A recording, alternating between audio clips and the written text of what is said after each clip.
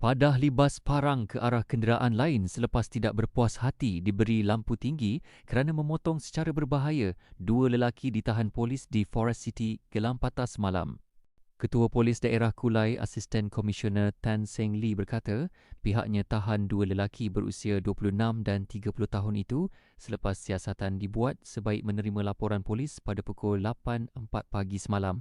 Siasatan awal mendapati kejadian memandu secara berbahaya dan ugutan menggunakan senjata itu berlaku pada pukul 5.50 pagi semalam di Jambatan Bertingkat Senai menghala ke lapangan terbang antarabangsa Senai di sini. Siasatan mendapati kejadian membabitkan 4 lelaki yang menaiki sebuah kereta. Ia berpunca akibat rasa tidak puas hati suspek selepas pengadu memberikan lampu tinggi secara berterusan berikutan tindakannya yang memotong masuk ke lorong kanan secara mengejut dengan kelajuan perlahan sehingga hampir melanggar kereta pengadu, katanya.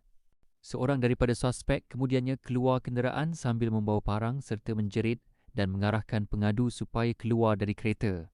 Suspek turut melibas parang ke bahagian hadapan bonet kereta pengadu sehingga menyebabkan kesan cat terkopek.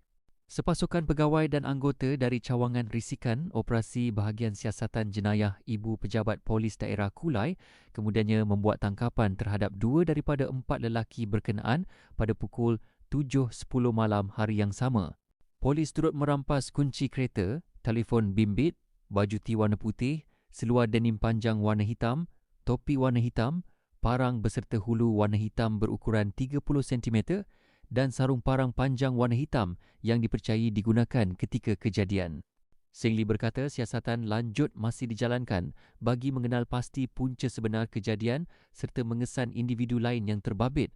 Katanya kes disiasat mengikut Seksyen 506, Seksyen 427 dan Seksyen 279 Kanun Keseksaan, katanya.